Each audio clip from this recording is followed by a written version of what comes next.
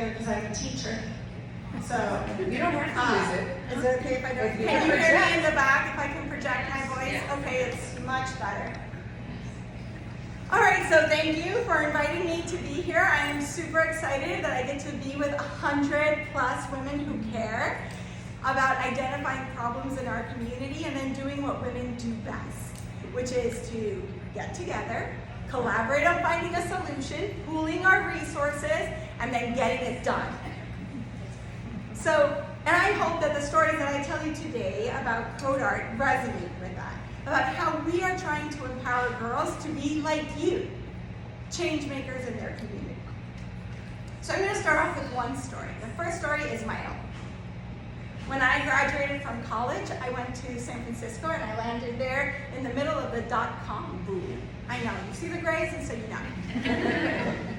While I was there, I had the right skills. I had a math degree and a psychology degree, but I had no mentors. And that engineering room where I wanted to be was filled with men who didn't welcome me. I was frustrated. I worked on the periphery. I managed their projects. And after a while, I got really tired. I came to Miami and I said that I would be a teacher, hence the voice. And that what I would do is that I would make sure that there is no girl who feels like they are shut out the way that I felt shut out.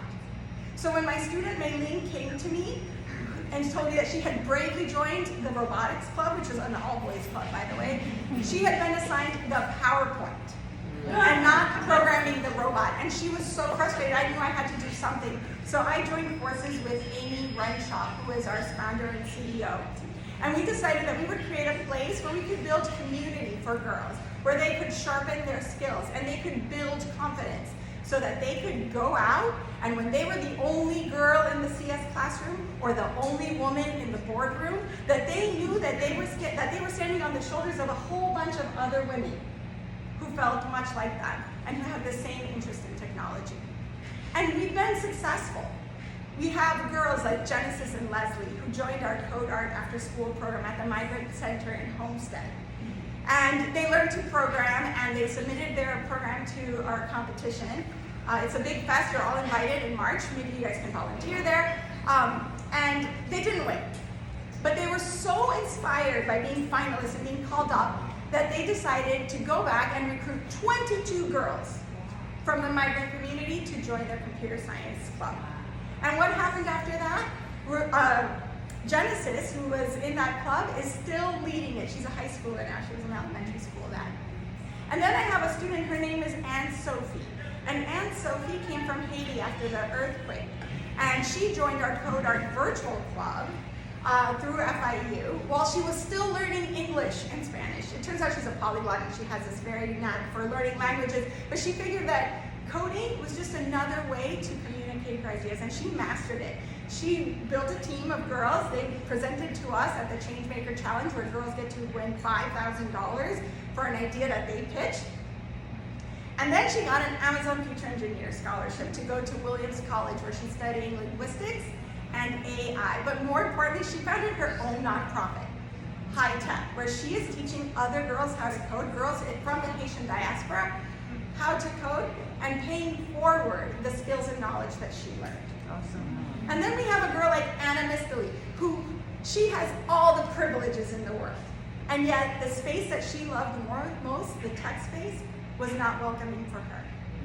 And then when she won our very, very first competition, she coded a functioning piano. We knew that we had to recruit her. So we got her to co-design lessons with us so that our lessons would resonate with girls. And then she built our learning platform, went on to Stanford, and now she's working for Khan Academy using AI to personalize learning. So my call to you is, I would love for you to fund us. We want to bring dance into the mix and get girls inspired to learn to code through dance.